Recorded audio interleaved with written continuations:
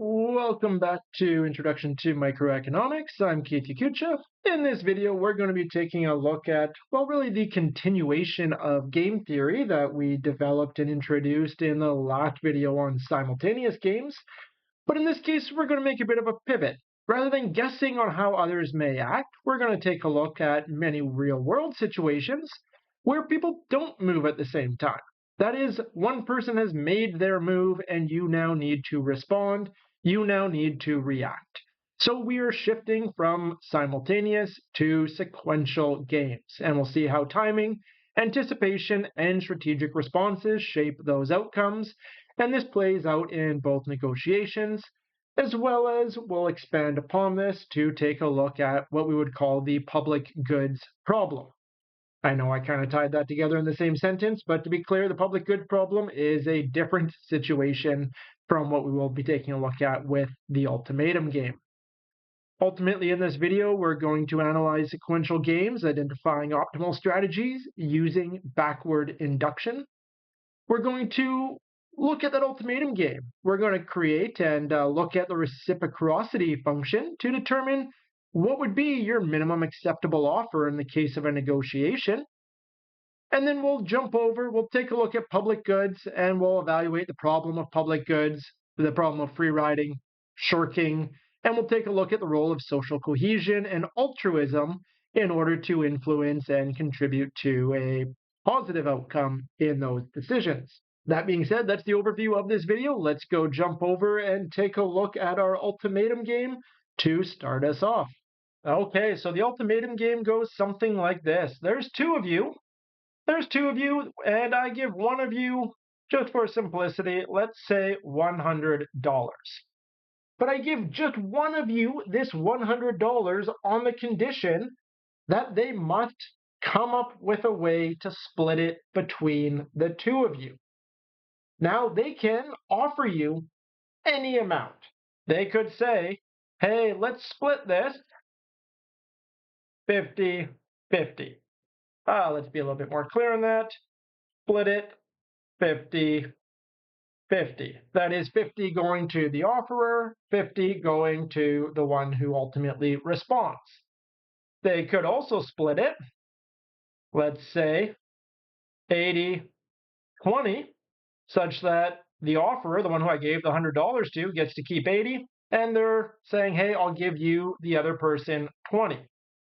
Finally, let's just do 3. There's so many different combinations that we could split this 100, but just to get some ideas, we could split it alternatively $40 to the offerer and $60 to you, the other person. Once they make their offer, and again, they're just going to make one of these. We're saying, hey, here's 3 possible choices they could make, but they're just going to offer one of these. You, as the responder, you now get to choose yes or no. Yes or no. Yes, oops, or no. If you say yes, you get that distribution which was offered to you. So you say yes, great, we get $50 each. If you say no, you both get 0. I just take that $100 back. I say, hey, look, I gave you that $100 to figure out how to split it. If you can't figure out how to split it, sorry, it's just coming back. You say yes, great, we split it like you agreed, 80-20. You say no, I take it back. You say yes, great, we split it like we agreed, 40-60. You say no, I take it back.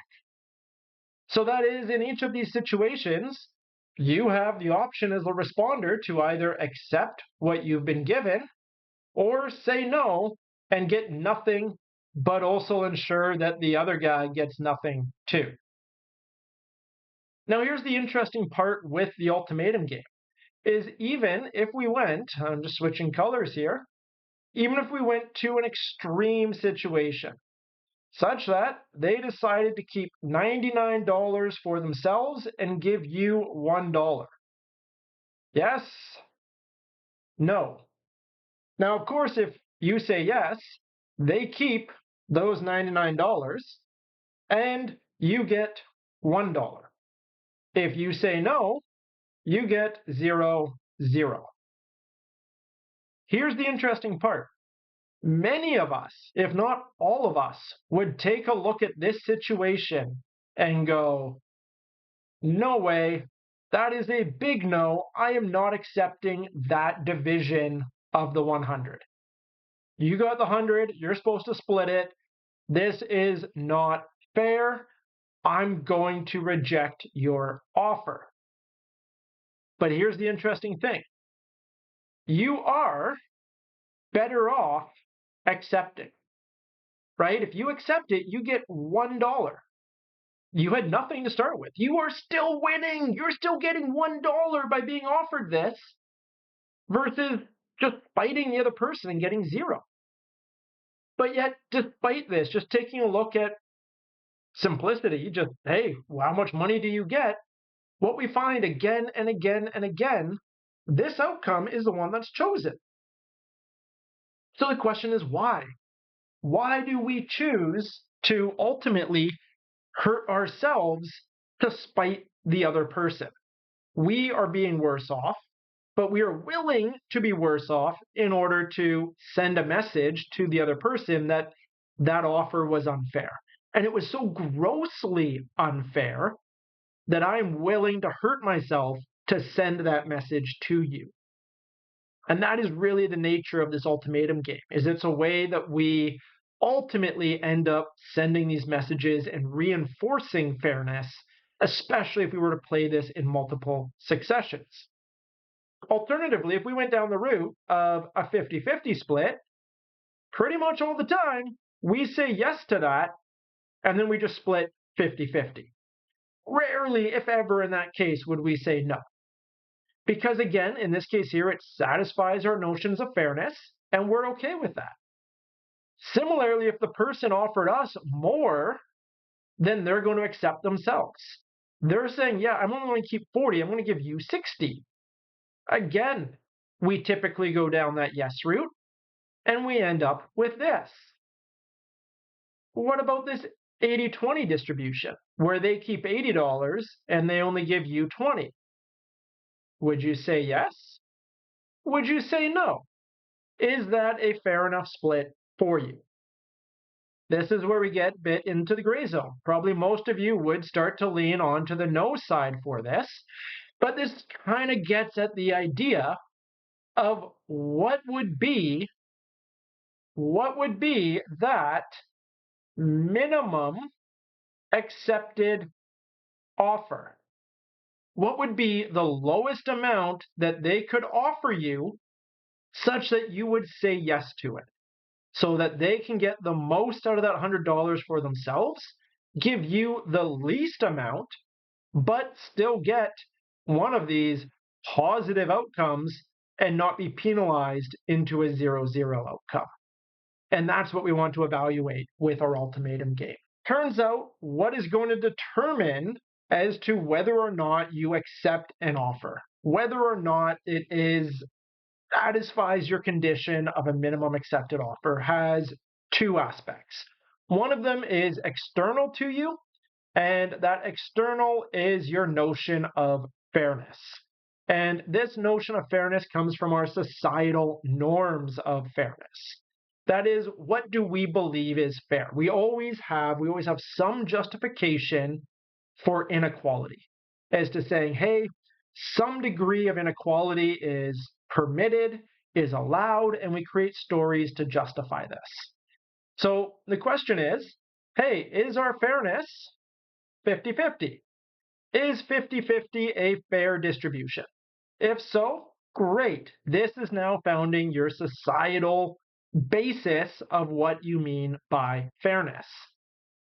However, maybe it's, yes, you're splitting this $100 between yourselves, but the offerer, number one, they did a little bit more work in getting it. Maybe they took the risk in somehow acquiring this $100 because they put up their hand and said, yeah, give me the $100 first.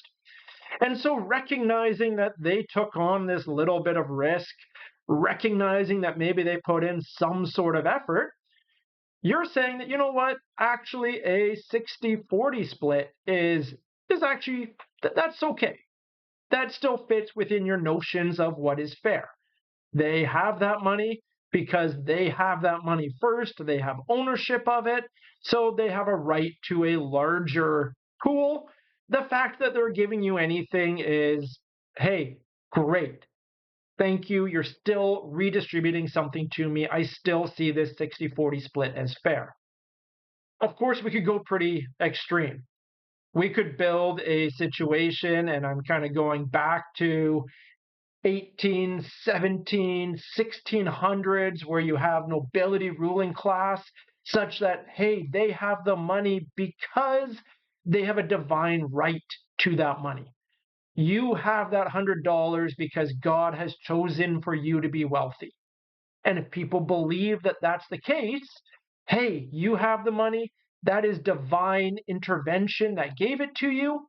I didn't get that money. Maybe you're okay. Maybe you go, yeah, you know what? An 80-20 split is fair. That is justifiable. God favored you.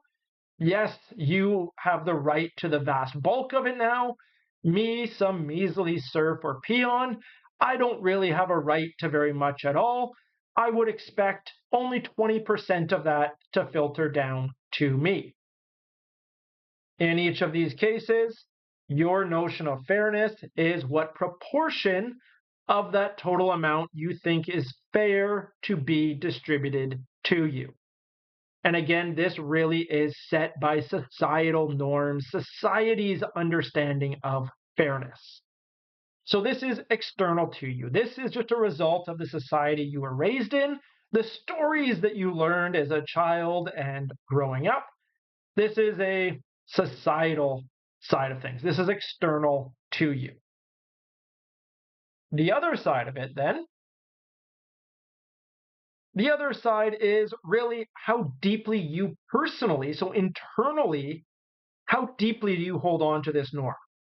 That is, how much are you willing to hurt yourself, right? You're giving up that $1 in order to prevent them from getting that 99. How important is this notion of fairness to you? Maybe you'd be willing to give up $1 to uphold this notion of fairness to prevent them from getting 99. But would you give up $20? Would you give up $30? Would you give up $40? Where is your line as to how important this societal norm is? Just simply speaking, we won't get into the details of what we would call your reciprocity function, but essentially, the higher the value, the more you believe in this social norm, the more you're willing to hurt yourself to punish the other. The lower this value, the less important upholding these social norms are, and the less likely you are to give up your payoff in order to deny the other person theirs. So, higher reciprocity value, the more willing you are to hold true to these, the lower it is, the less likely you are. To work through our example to start off, let's presume that, just for simplicity, our notions of fairness are that we split things 50-50. So there we go. We have a 50-50 split. That is what we just by default believe should be the way that anything is split. Just right in the half, 50-50. Okay. Well, despite this, if we then want to figure out what is your minimum acceptable offer, what is the lowest offer that they could give you and you still say yes to it? Well, it will likely be less than 50-50. Although you might hold on to the societal norm of 50-50 is where we ought to be, depending on how tightly you hold on to it, is how much you're willing to forego everything in order to prevent them to have anything at all. Presuming that we have this societal norm of a 50-50 split, we can say that we would accept any offer, any payoff that we are offered, which we'll call Y. So, right, that is, hey, we're going to give you 50, we'll keep 50 ourselves. Your payoff is $50 in that case there. You would accept this if and only if it is greater than your reciprocity multiplier times your notion of fairness. So in this case here, you believe it would be fair to receive 50 minus the payoff that you're offered. So in this case here, if we have this fairness of 50-50, you're saying you would accept any payoff offered to you which is greater than or equal to your reciprocity multiplier times 50 minus that payoff that is actually offered. Okay, so great idea. We could just then plug and play and say, okay, hey, we get offered $50. Put $50 in for Y, put $50 in for Y for your value of R. Is this accepted? Is this not accepted? But that's just a lot of like, hey, testing it each time. What we can do is we can go through a bit of algebra, realizing, hey, Y is there, Y is there. We can combine those payoffs in order to determine a minimum accepted payoff. And let's go through and work that out. Okay, so like with any good algebraic magic, what we want to do is take our variable of interest and we want to isolate it. So we want to get this y combined with that y isolated on the left-hand side. I mean, or the right-hand side, but looking at it, I think left's going to be easier. So I'm going to go that route there. To do so, I need to get this y out of the bracket. So let's multiply both terms by r. We get that y is greater than or equal to r50 minus ry. Great, I can now add ry to both sides to get rid of that. So I'm going to get y plus ry equals r50. Awesome. We see that y is now all over the place over here. What we can recognize is just as we multiplied that r in to get r50 minus ry, we could factor out this y such that that gives us y 1 plus r equals r50. And sorry, I switched to equals there. That's a little bit sloppy. That's just me used to dealing with equals. That is greater than or equal to. That is greater than or equal to. There we go. Finally, to keep getting this y by itself, we can say that, hey, y greater than or equal to r50 all over 1 plus r. That is, we would accept any value of y. This y, hey, let's just make sure that it's special. Let's call it y star. That is our minimum accepted offer. Any value that is equal to this or higher, we will accept as it is satisfying enough of our notions of fairness that we would say, hey, it's better to accept it than hurt ourselves just to hurt you. And let's take a look at how this actually works out. Let's start off, let's just change colors just so we can have a bit of variety going on here. Let's start off and suppose that you have a rather low value of reciprocity. That is, yes, you have this 50-50 notion of fairness, but given, hey, you know what, I don't really want to give something up just to stick it to the man. I'd rather get something than prove a point. I'm not that idealistic, perhaps, is the way you could think of that. So you have a very low value of R. You still have your societal norm of a 50-50 split. So what is your minimum acceptable offer in this case? Well, that would be any value of y star such that it's greater than or equal to R50. So that'd be 1 times 50 all over 1 plus R. So 1 plus 1. That works out to 1 times 50 is 50. 1 plus 1 is 2. That is $25. Your minimum acceptable offer would be $25. They could give you a 25, well, 75 for them, 25 for you, split. And if your value of reciprocity was low, was only 1, you would be probably upset about this because they're deviating from this societal norm of 50-50, but you are not upset enough to jeopardize that $25. You go, oh, okay, I'm upset. That was slimy what you offered me, but I still value that $25 more than I value proving that point to you and denying you your 75. So here we have it, given your reciprocity function, given your value that you internally place on this, you would accept any offer $25 or higher. That is your minimum acceptable offer. What happens though? What happens as R climbs? Let's go work through that. Let's suppose that we now have an R of 4. So now your reciprocity value is 4. This is, you are now more idealistic. You are more willing. You're holding more true to that. These societal norms need to be upheld. And if you're going to violate this societal norm, that really grinds my gears. And I'm willing to take a stand and lose gain for myself in order to prevent you from just flagrantly denying a social norm like this.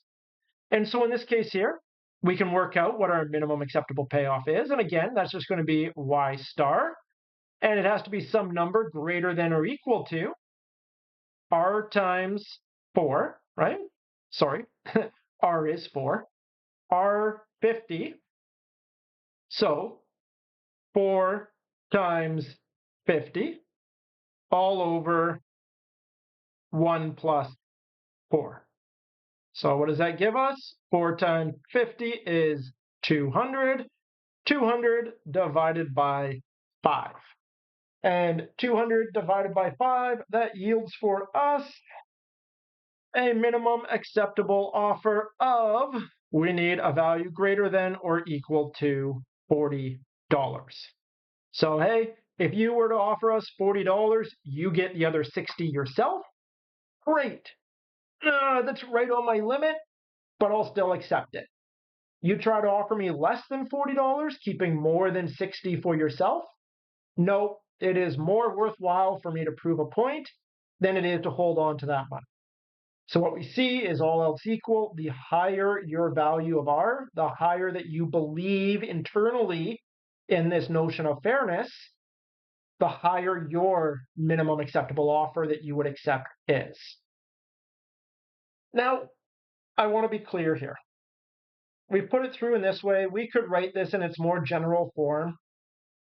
Your minimum acceptable offer is anything greater than or equal to RF all over 1 plus R. In the case where your societal norm is 50-50, yes, your value of F is 50. If your societal norm is instead 70-30, for whatever reason, the person who got given that $100 deserves 70, well, then your value of F is now only 30. This is whatever you believe it's fair for you to get based off of societal norms. So your fair return, and then how much you're willing to actually stand to that is your value of R. Furthermore, we base this off of, hey, $100 split 70-30.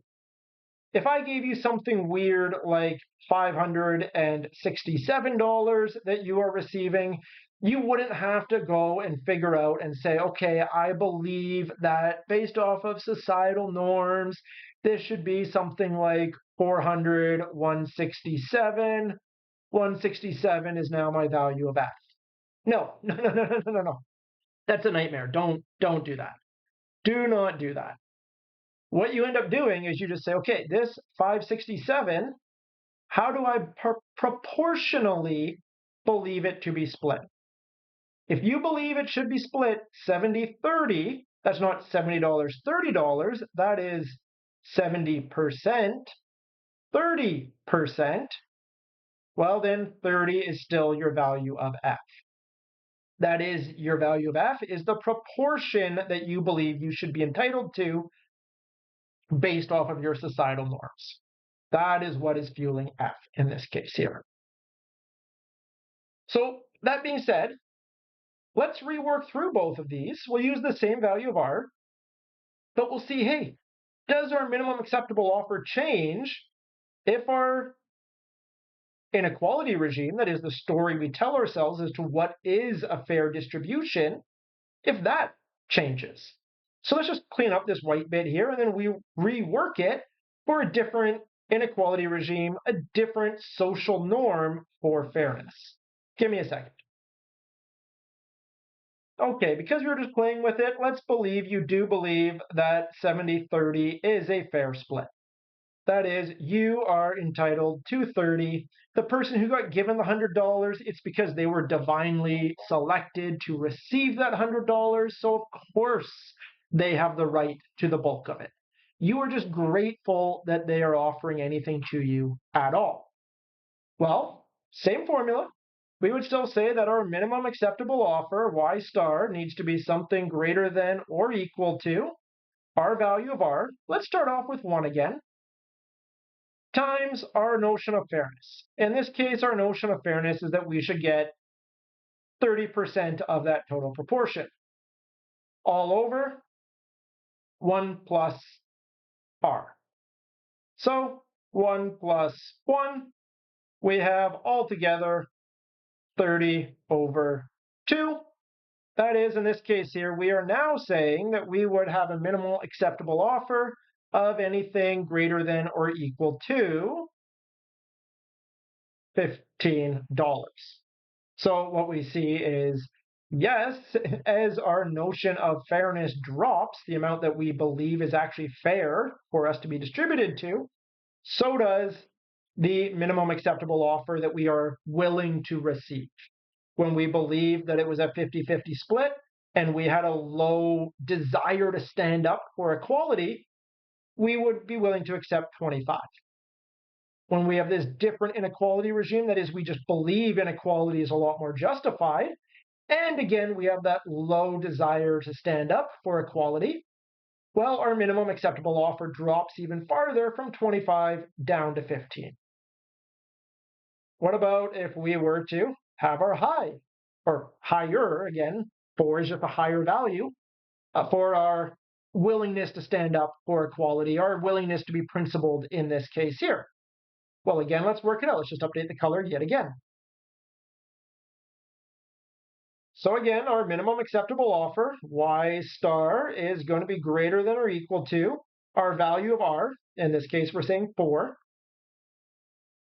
times what we believe is fair. So we believed 30 was our fair proportion, all over 1 plus r. So that's 1 plus 4. And what do we get? We get 120 divided by 5. 120 divided by 5 yields for us a value of some case such that we would accept as low as $24 or 24% of that total distribution. So again, we see comparatively our minimum acceptable offer falls based off of our societal views on how much inequality should be permitted to exist. Partially, minimum acceptable offer is based off of these social views, so external to us, just our environment that we came up in, our understanding of the world. And then partly, how willing are we to actually stand up for those views?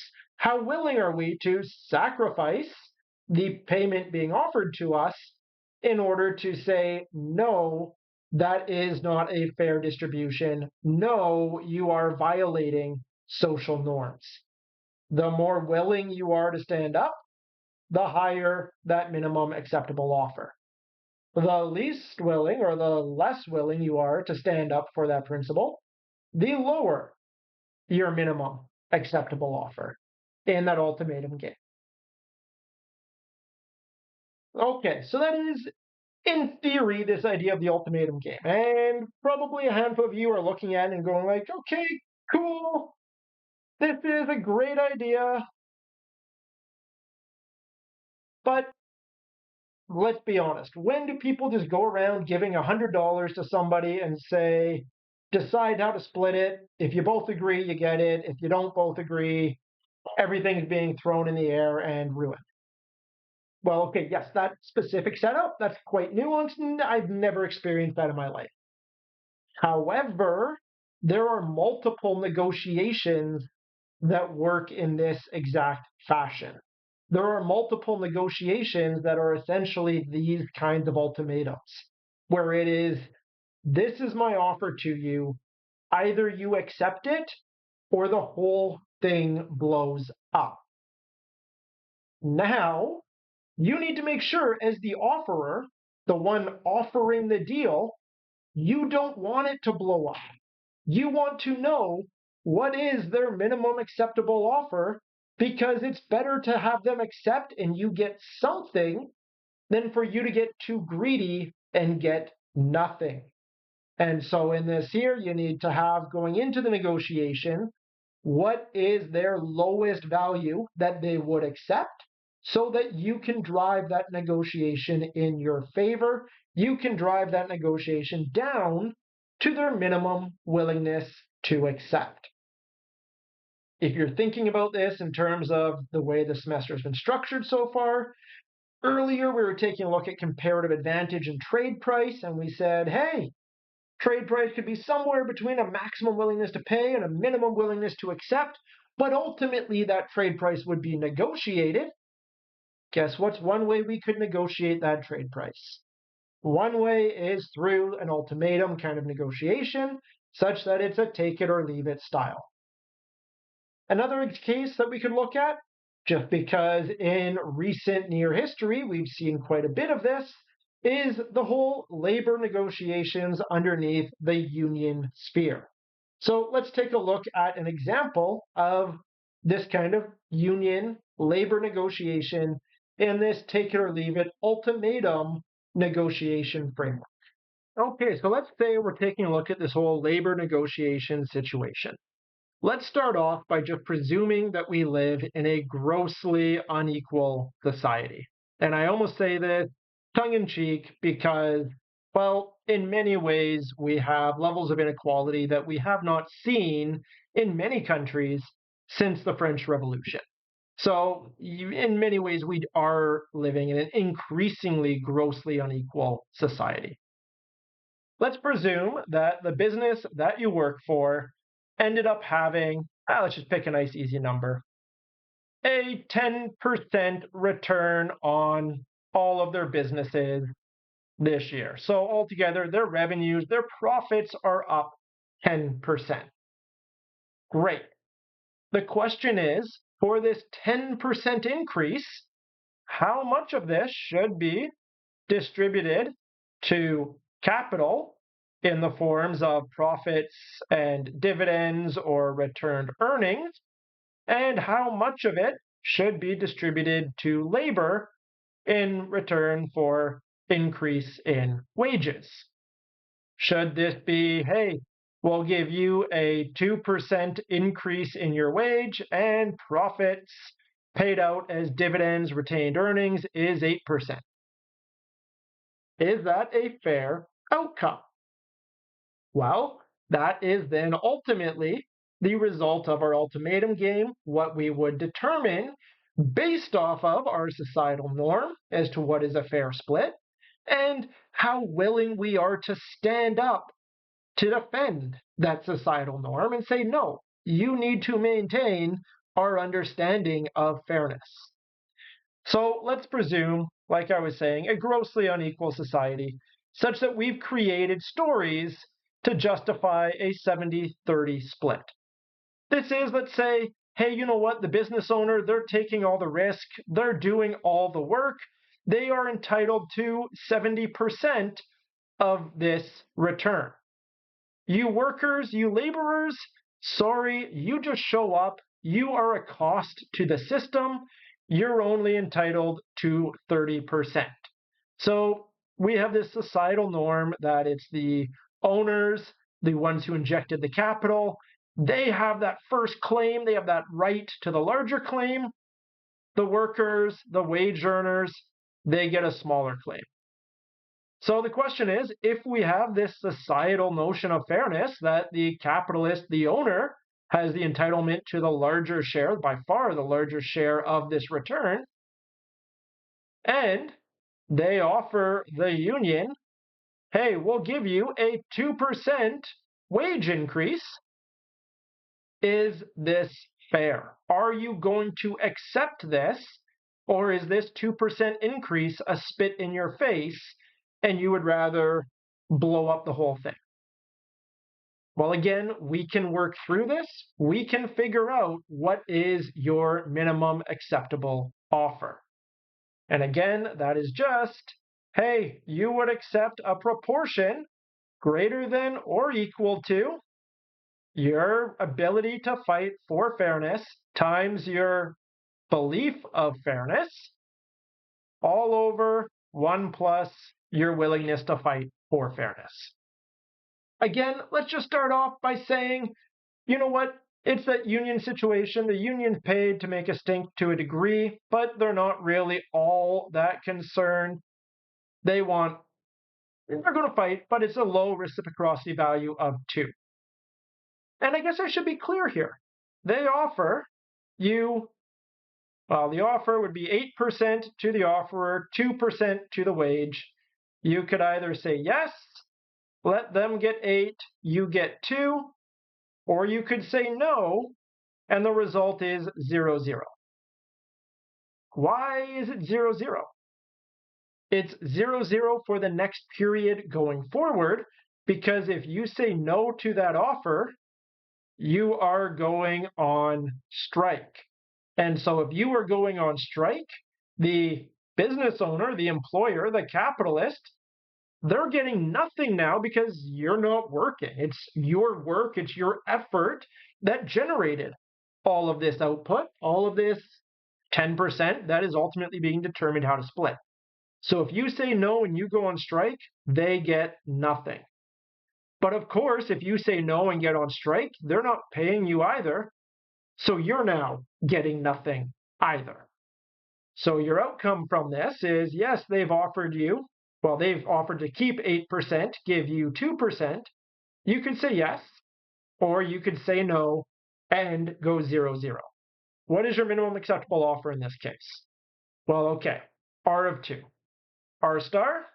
Y star, your minimum acceptable offer is anything greater than or equal to your reciprocity, your willingness to fight for fairness, so a value of 2, times your notion of what you feel you're fairly have coming to you, 30, all over 1 plus r, so all over 1 plus 2.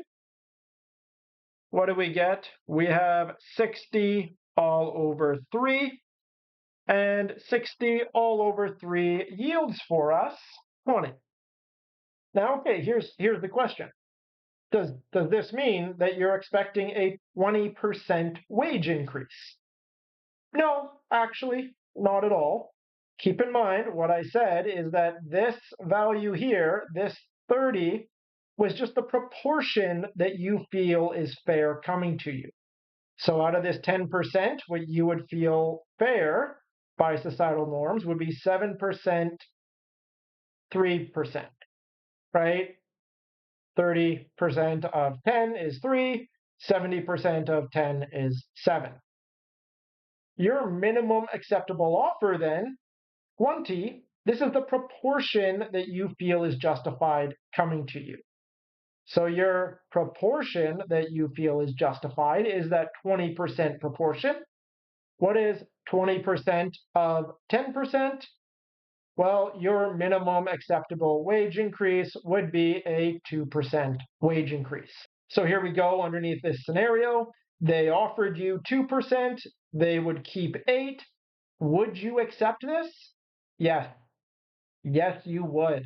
They have offered exactly your minimum acceptable offer, such that you're not happy about this. You're looking at it and you're going, you deviated from our societal norm. You gave me less than that 30% that ought to be coming my way. but you did not deviate enough that I'm going to punish myself to punish you. And so as a result, I will accept this 2% and probably just be a little bit bitter about it. What happens then if alternatively, change colors, you have a union, you have an organization that is really willing to stand up to this? They are willing to pay that cost because they believe in these notions of fairness, and they say, no, no, no, societal norm is a 70-30 split. We need to fight. We need to ensure that we are as close to this 70-30 as possible. Well, it just changes things slightly. Minimum acceptable offer is anything greater than or equal to RF, so that is now an R of 5. Our notion of fairness is 30% coming our way, all over 1 plus R, so 1, there we go. Okay, what do we get in the numerator? We get 150 divided by 6. That gives for us 25. Again, in this case here, that's not, hey, we're expecting a 25% increase. No, no, no, no. This is saying that our minimum acceptable offer is a 25% proportion of what we are being offered. So 25% of that 10% to be split, our minimum acceptable offer in this case is a 2.5% pay increase. And again, we see, yes, given our societal notions of fairness, what we are willing to actually fight for influences what our minimum acceptable offer is. And in this case here, we'd say, no, no, no, you're going to offer us 2%.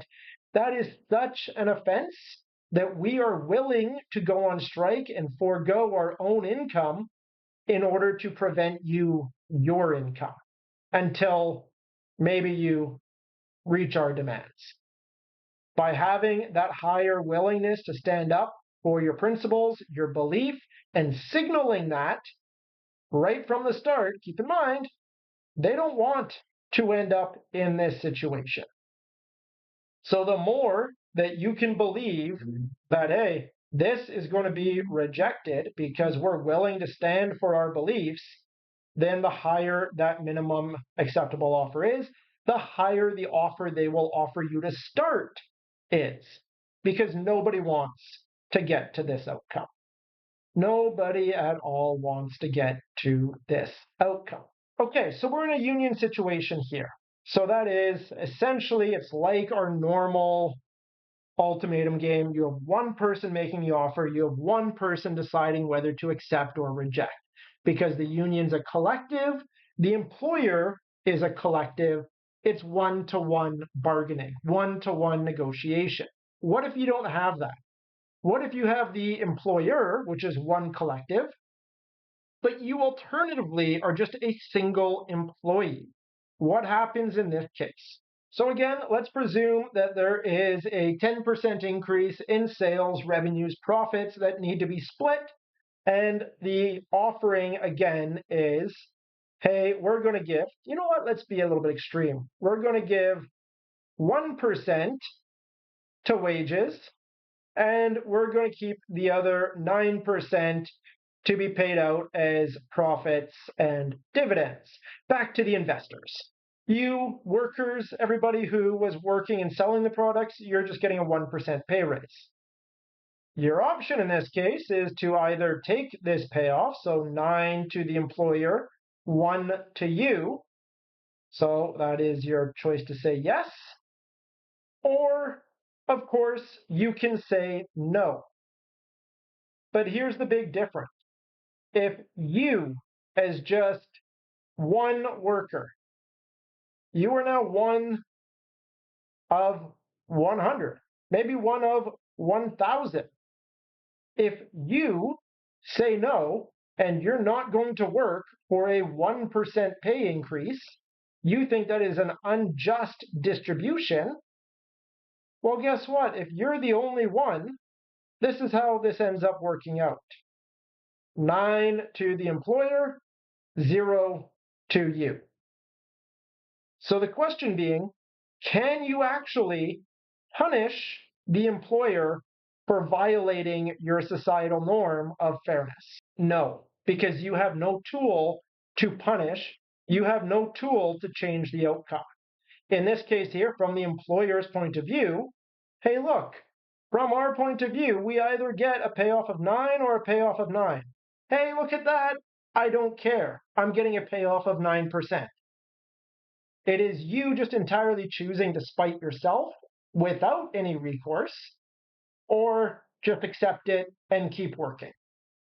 It is only through that situation where you are acting as a collective, where you all together, by saying no, end up influencing, end up changing their payoff to 0, that now they go, ooh, I don't want this outcome. That is not ideal for anybody. I'm going to make an offer such that this is the acceptable outcome. And in order to work that out, maybe this 9-1 split isn't very good. I'm going to have to work out what is the minimum acceptable offer and then go and work out a split based off of that, because we don't want this scenario. This is not beneficial. This is not optimal to any player. You want to get to that offer yes outcome. And so that's ultimately how this ultimatum game, at least one way that this ultimatum game works out in negotiations. And as I was saying, as in the last few years, we've seen an increasing number of strikes, increasing number of walkouts and job action is entirely this ultimatum game in practice. Arguably, one of the things that is happening is either R is increasing, that is, our unions and the people who really are collectively part of those unions are more willing to stand up for their rights, or alternatively, these notions of fairness, what we believe are fair, are starting to change. And we actually are moving from maybe a 60-40 to a 50-50, or a 70-30 to a 60-40. And again, I'm just completely arbitrarily making up these numbers just to say that, hey, in both of these cases, societally, the portion that the workers believe they are entitled to is increasing. One of those two taking place, either increase in societal expectation or increase in the ability to stand up and fight for what you actually believe in. Either case, either one of those going up is resulting in the minimum acceptable offer rising. If the employee, the offerer, doesn't realize that this has gone up, that's where we get those strike situations, because they incorrectly offered too low of an offer. Okay, that covers us for our ultimatum game. Let's clean up and we'll go take a look at the situation of a public good.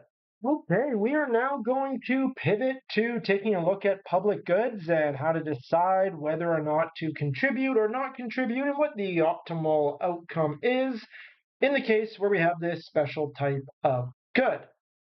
One of the things is, I guess, really to start us off, is to define what exactly do we mean when we say a public good. Well, what we mean when we say a public good is a good which is non-rivalrous, and I'll define that farther in a second, non-rivalrous and non-excludable. And again, you're like, okay, both of these now, I have no idea. Rivalrous, excludable. I'm having a hard time with this pen today. My goodness. Excludable. I don't even know if that's helping or making it worse. Oh well. Okay. Non-rivalrous. What do we mean by non-rivalrous? What we mean by this is that, hey, I can get the benefit of a certain outcome, you can get a benefit of a certain outcome, and the next person gets a benefit of a certain outcome.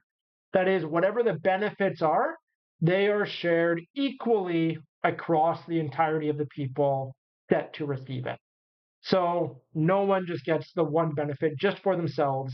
Those benefits are shared. The non-excludable side, what this means is that those benefits are shared, but they're shared amongst everybody, irrespective of whether or not they put in the cost. So whether or not they did the work, whether or not they paid for this to happen, if they are part of that pool who stand to get the benefit, they get the benefit irrespective of whether they worked or whether they just didn't do anything and took advantage of the situation. We'll take a look at a few different examples of this. That's really the best way to go through and demonstrate this public good with respect to our game theory kind of framework. So let's introduce it in a situation where we kind of have, we'll presume we have a farming co-op. And we'll presume that altogether there are 3 members of this farming co-op altogether. So there's you and 2 others. There you go. There's the 3 of you. That one, we'll say that's you. You are the decision-making agent in this case. You are the one who are trying to figure out what you should do. What is best for you? What we're presuming is that each day you have the choice. You have the choice to either work or not work. If you work, great, awesome. You generate $60 worth of produce, but because it's a co-op and all of the benefits, all of the profits are shared, this $60 is then shared amongst the 3 of you. So that's 20, 20, and 20. If you work, let's just change color here, the cost of you working, right, whether this be opportunity cost or just your cost of effort, your cost of effort is $30. Now, what we presume is that everybody faces this same kind of choice. They could either work, generating $60 of output, facing their cost, and it might be 30, it might be different for them, and then their choice to not work. If you choose to not work, you just get your share. So that is, if you choose not to work, but the others 2 work, you get your share of their production. So what we get is something like this. We have the number of workers altogether. We could have 0, we could have 1, we could have 2, and we could have 3 workers. Okay. If, based off of these workers, we get total production, here we're just presuming constant returns to scale for our production function.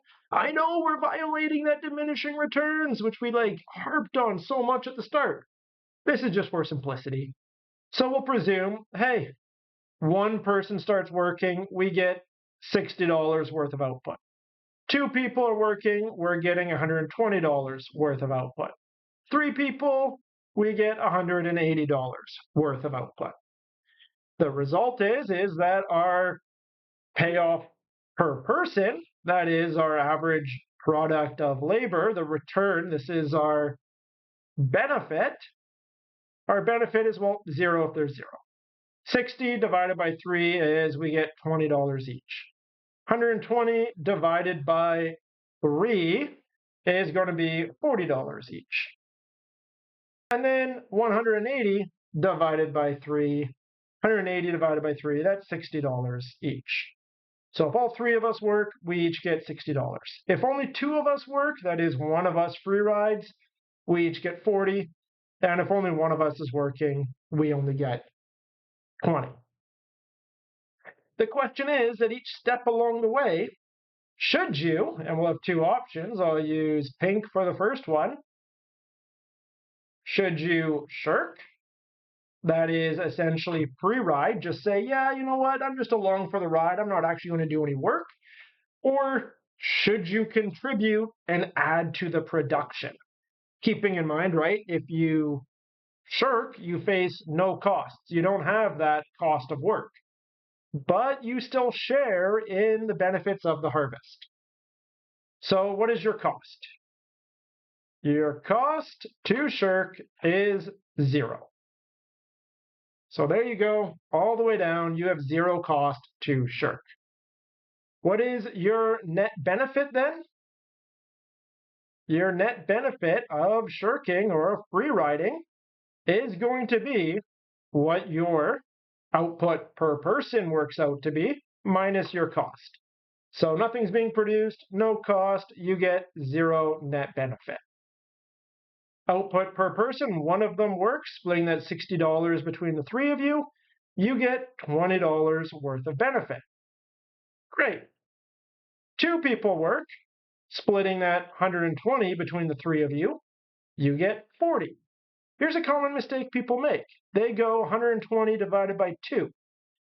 Big thing being that this is a public good and the benefits are distributed amongst everybody. That's all three of you. That's 120 divided by 3. So $40 worth of benefit. Finally, big other mistake that ends up happening is people keep going through this and they go, hey, I would get 60 benefit here, so my net benefit is 60. No, you cannot work if you are shirking. There's only 3 of you. You cannot be that third worker if you are shirking your responsibilities and not working. So really, your payoff in this case is you either get 0 if there's nothing, 20 if one person, 40 if there's 2 people. If you're shirking, you can't be that third person. Your other option then is to work. If you work, you have your cost. Well, again, 0 cost if there's 0 people. But then if you're the first worker, you face a cost of $30 for your effort. If you were the second worker, you would face $30 for your effort. If you were that third worker, you would face $30 for your effort. What is your net benefit from working? Well, 0 benefit, 0 cost, net benefit is 0. You get, if you were that first worker who stepped forward and said, yep, I'm going to work, you get $20 for your efforts once it's divided amongst everybody, but you face a $30 cost. So your net benefit of stepping forward is minus 10. You don't want to be the only one working. You're losing if you're that one. If the other 2 are free riding and you decide to work, not good for you. If you decide to be that second person working, well, you get $40 of benefit and $30 of cost. Well, in this case, you're up 10. So, okay, that's okay. You're actually you're getting a benefit above cost if you come along and be the second person working after the first one. You're all winning in this case here. But here's the thing. Going from 1 to 2, you could have net benefit of 40.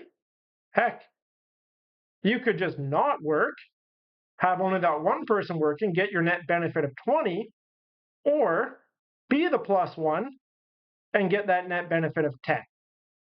Which one is the better payoff?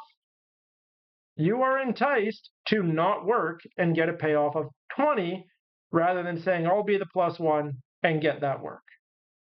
That's not looking good. What about going from 2 to 3? Well, at 2, you got a net benefit of 4.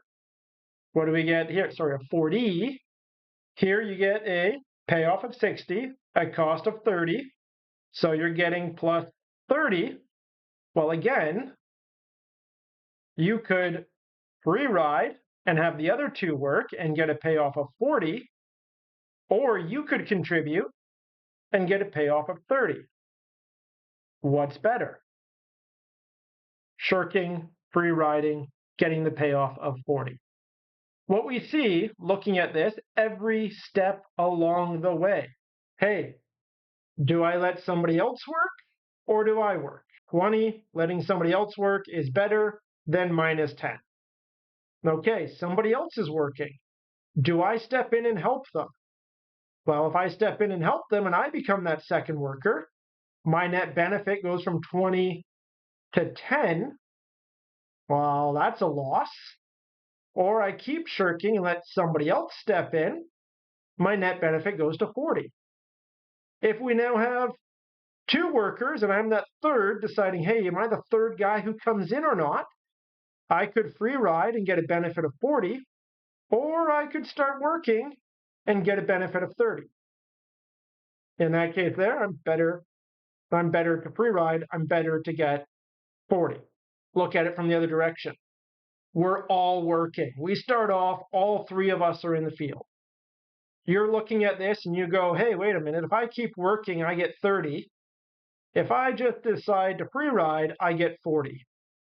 Should I keep working or should I free ride? You should free ride. So the number of workers drops down from 3 to 2. There's now 2 workers. Those two workers are looking, and one of them goes, I could work and get this payoff of 10, or I could free ride and get a payoff of 20. Instead of working for 10, I should just free ride for 20. And they drop out. Finally, that last worker who's alone in the field goes, okay, well, I'm working, getting a payoff of minus 10, or I could just not do anything and get a payoff of 0. You know what? 0 is better than minus 10. I'm just going to stop working. And what we get is a race to the bottom, such that in this case here, we get no production, nobody working, nobody is incentivized to put in any effort. And as a result, everybody free rides. And this whole farming co-op just collapses. Just collapses with no production taking place whatsoever. We would, of course, need a minimum of 2 people in order to make this make sense, right? That's where the net benefit per person is positive. There's no way they would ever do it with 1. But we see, although you need 2 people in order for them to get any positive return, they're still going to be more enticed to free ride than they are to work. And that's the nature of our public goods problem, is that quite often with the way a lot of these are set up, you can get that same benefit without putting in the effort. And you take a look at it and go, oh, what's my net benefit after effort versus what's my net benefit of doing nothing? And your preference is just to do nothing and thus get the higher benefit. So that's our public goods problem in the context of this farming co-op. There's 2 more examples I want to take a look at this, some in respect to escalating production, escalating benefits, others in terms of escalating or decreasing costs. And it can work in that way too, such that we're sharing fixed benefits, but we're getting less and less and less cost, many hands making light work kind of idea. Let's take a look at the next example. Okay, so I have a bit of a question prompt here for this next example, just to set the context and for us to be able to see it a little bit. Here you're in some university college level course, and students are placed into groups of 5. So there's 5 people altogether. You know what? Let's just start writing that down. That is that you have your number of workers going from nobody, 1, 2, 3, 4, and 5. Okay. Where was I? So groups of 5 to complete a major project. The project is graded collectively, so every group member receives the same grade. If only one student contributes to the project, the expected resulting grade is 60%. So, okay, in this case here, our benefit, well, if nobody contributes, we get 0, right? Nobody contributed, nobody did a project, we're getting nothing. If one contributes, we get 60%. Each additional contributor increases the grade by 10 percentage points up to a maximum of 100 for all students. Oh, if all students contribute. Okay, so 60 if 1, 70, 80, 90, and 100. What we need to keep in mind is this is a group graded project. So hey, even if only one student contributes, everybody gets this 60%. If only 2 students contribute, all 5 of you get this 70%. It's a public good.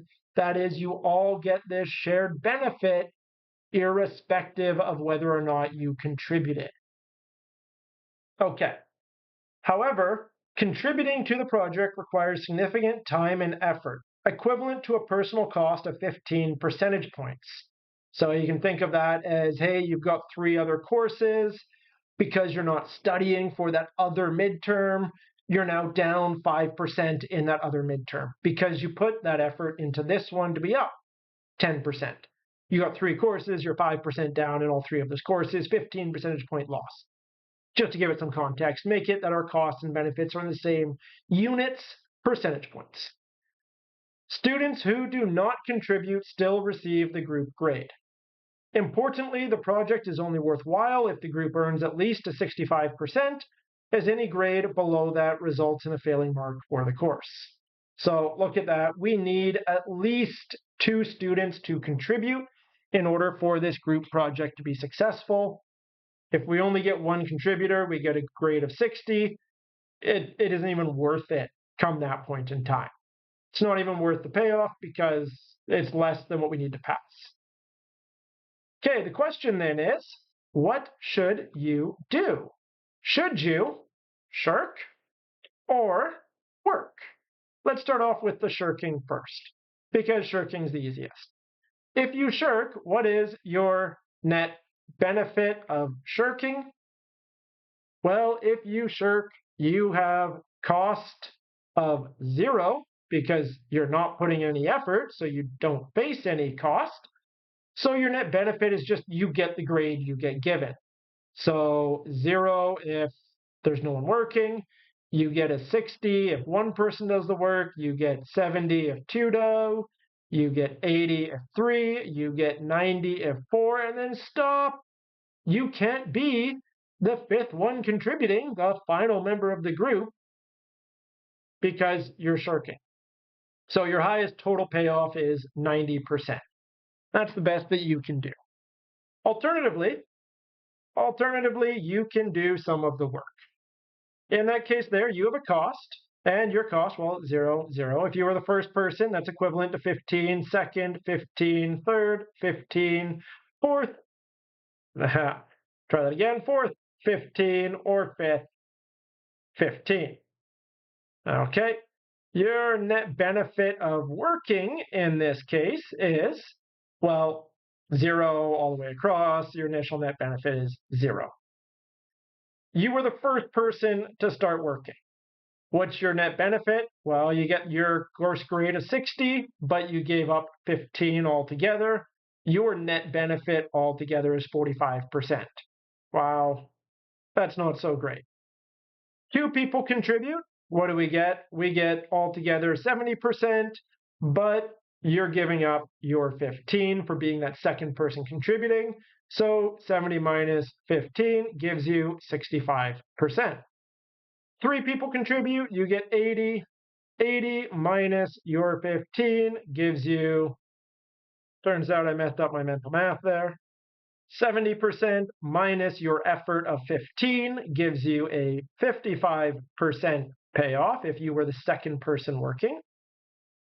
If you already had two group members and you step in as the third, well, you're now getting 80%. 80 minus 15 gives us 65% as the grade that, well, your net benefit grade sort of idea.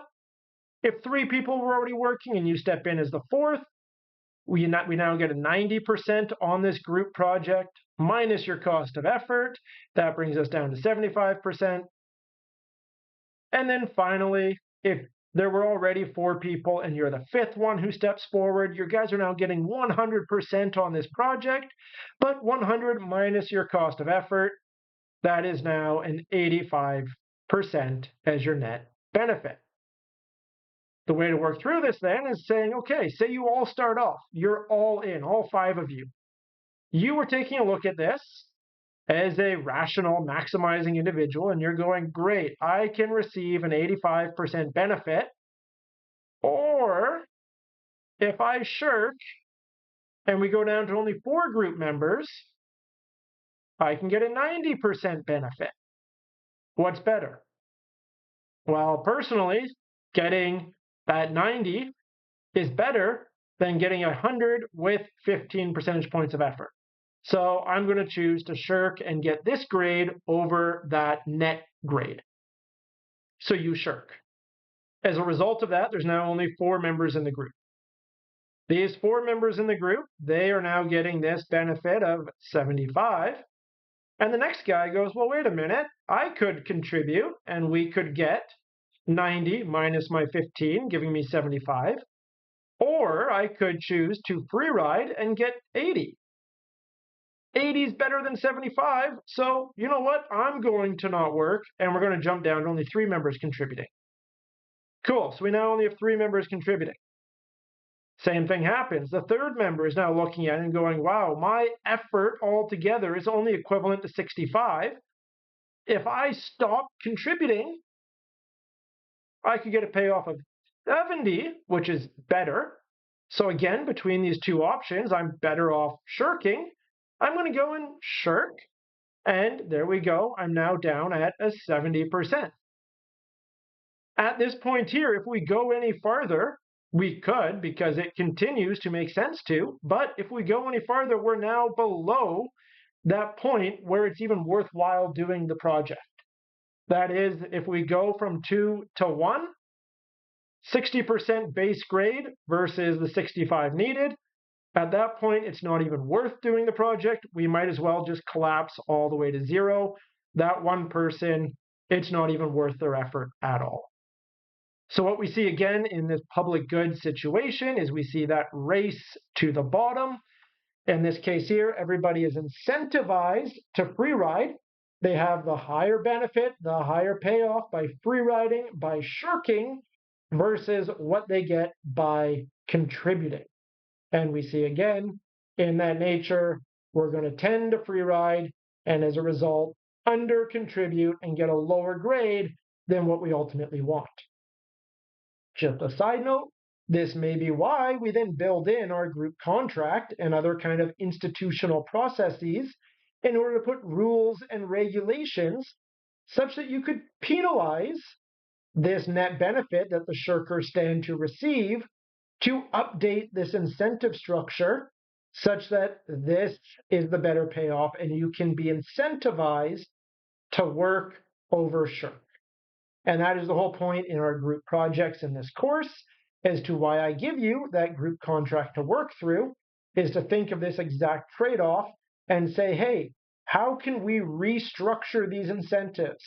Add a cost to shirking or a bonus to working such that this incentive structure is restructured such that you naturally want to move over here.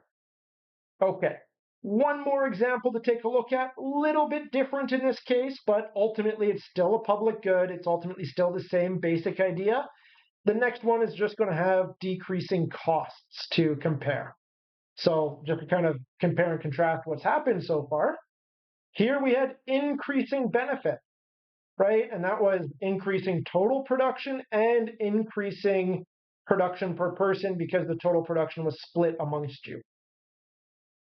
In this case, true public good, where it's, hey, one person gets 60, we all get 60. There's no, hey, 60 divided by 5. It's just we all get this same grade.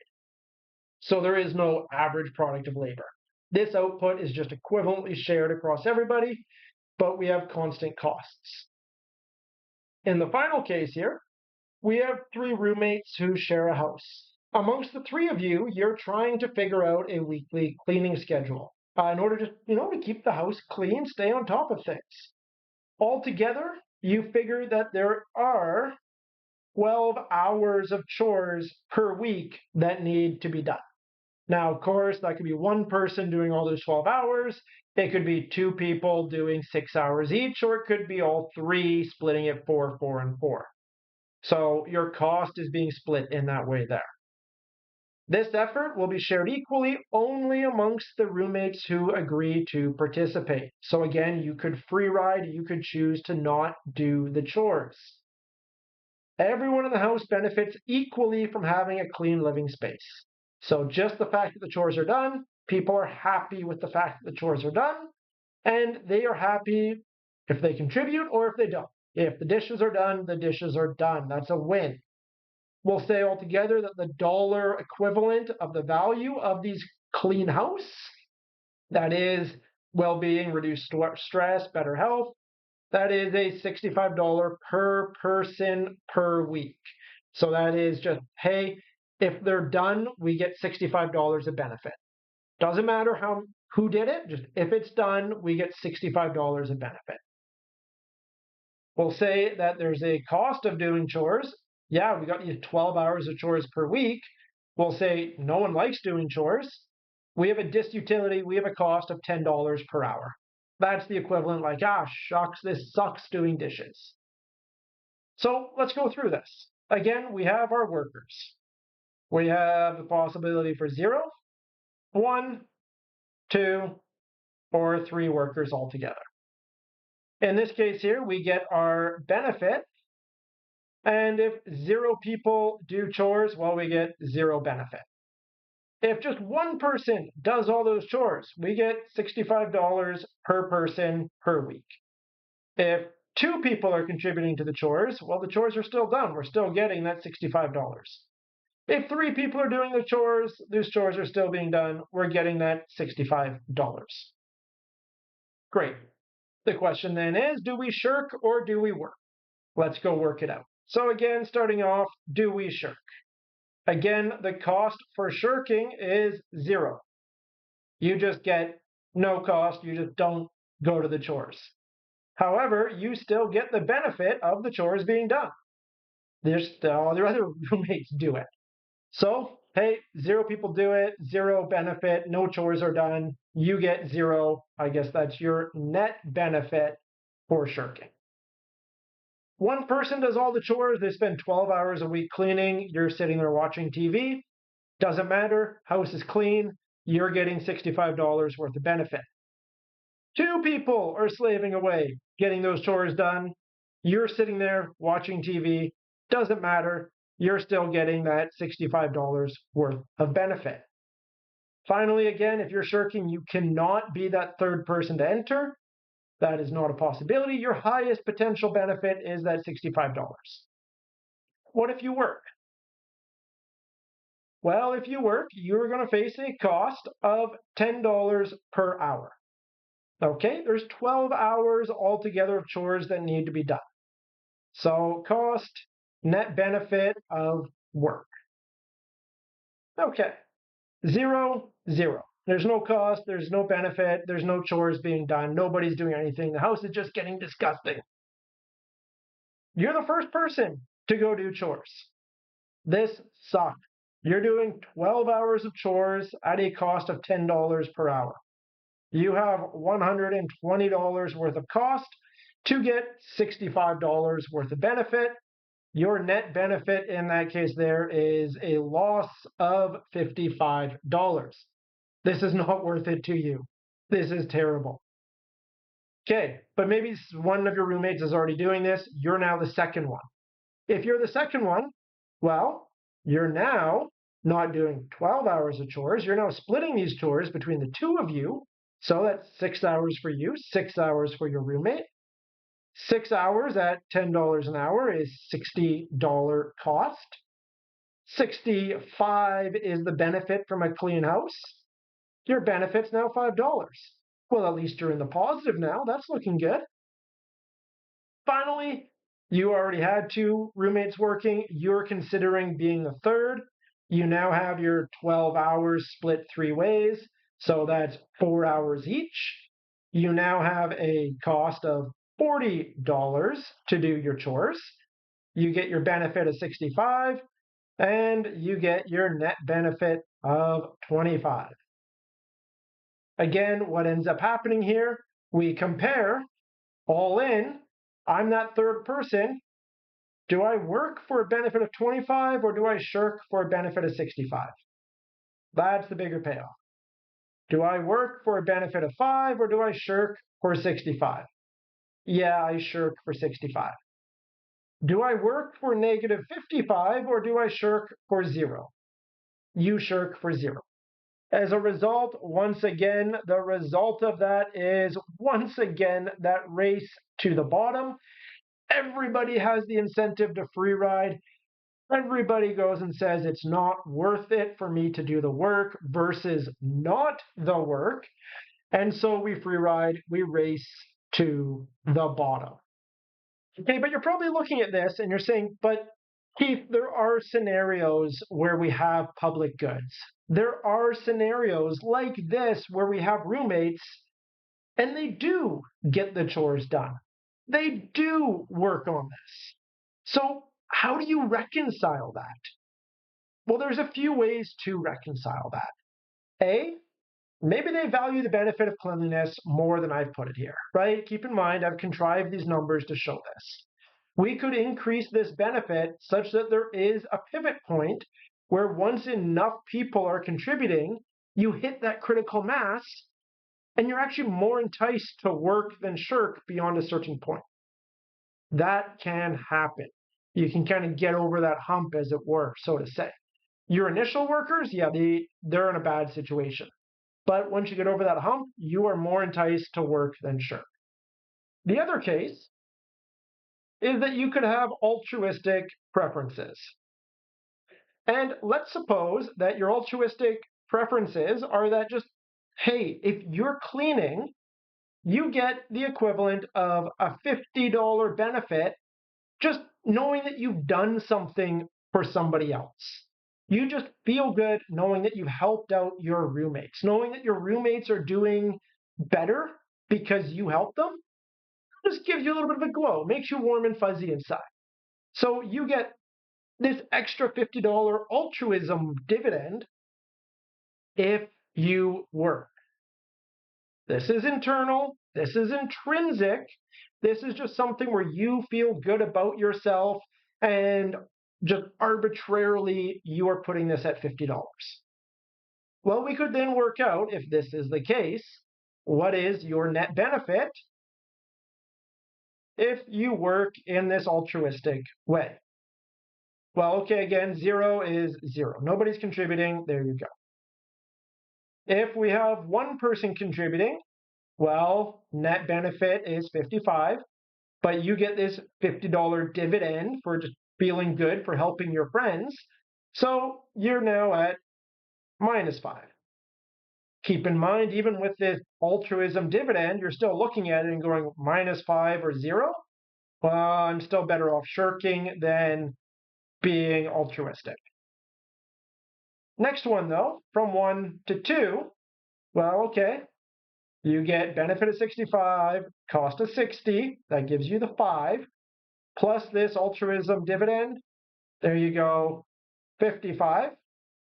But again, altruism dividend of 55 versus shirking at 65, I would rather shirk. This isn't looking great. Let's go to the third case. We are all in. Benefit of 65, cost of 40, so net benefit of 25 plus our altruism dividend.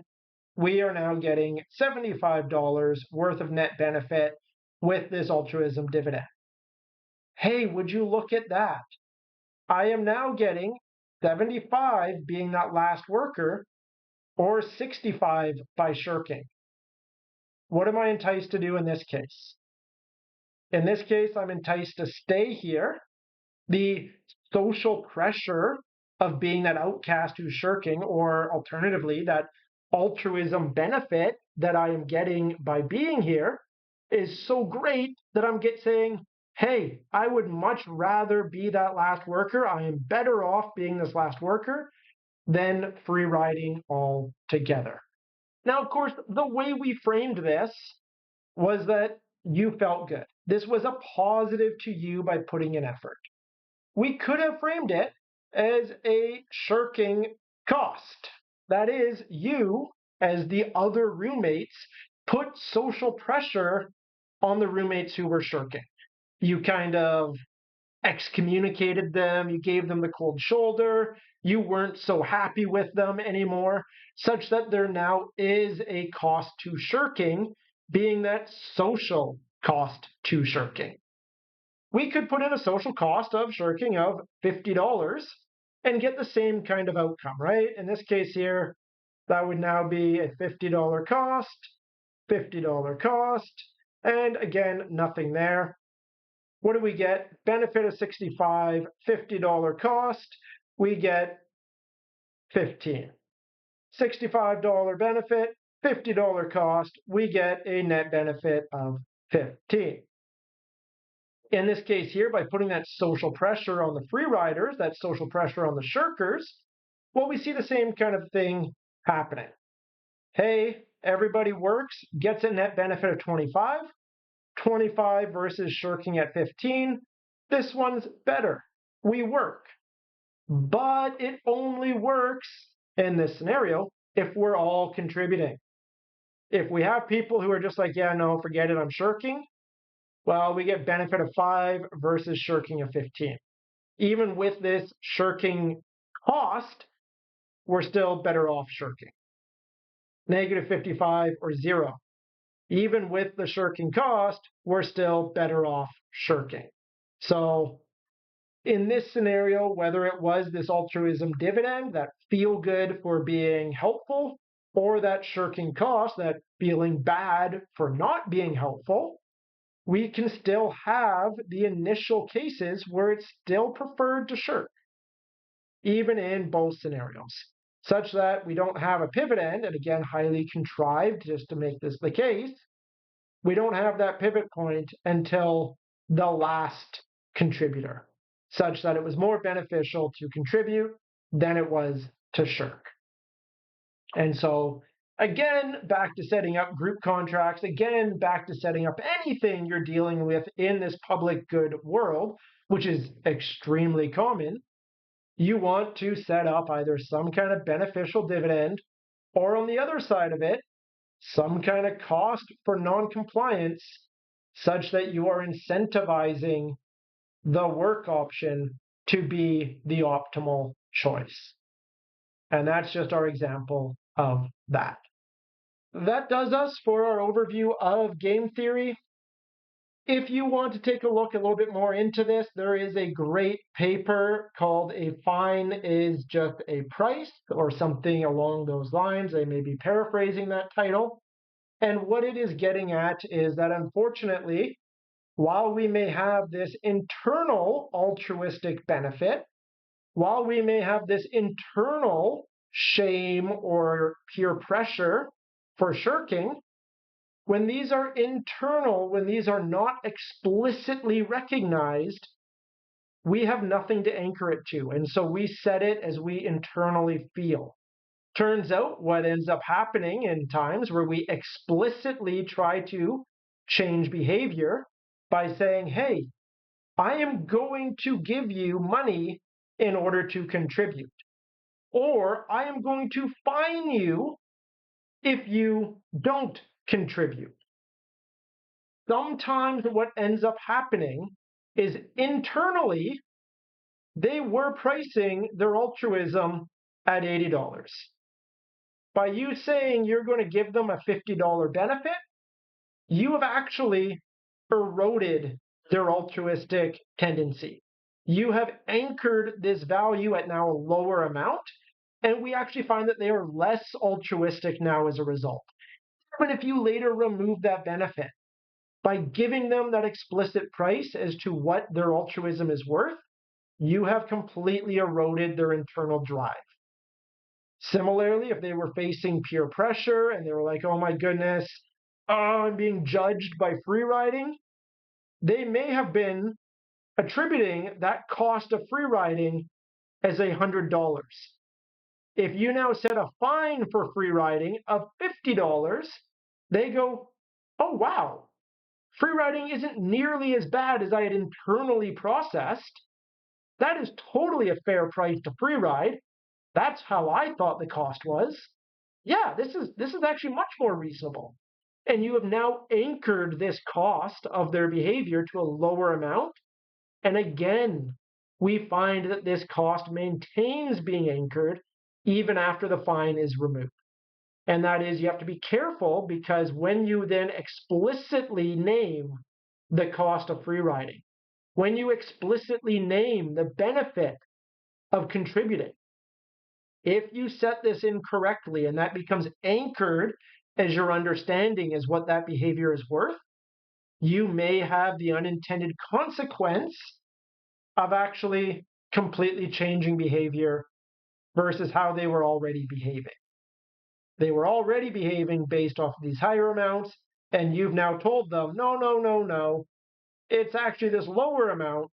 And while you thought you were helping, encouraging this, you actually have the reverse effect, and you actually end up encouraging a lot more shirking instead. That's entirely extra. That's entirely adjacent to our lesson. Like I said, that is some of our findings from behavioral economics. If you are interested in that, feel free to have a look at that paper. Fine is just a price, or again, I'm paraphrasing, something along those lines. That paper is posted underneath the content tab in the D2L shell if you want to look at it. It is a fairly quick, easy read. If you do have any questions, if you do have any concerns, of course, feel free to leave a comment below or send me an email. Thanks. Until next time.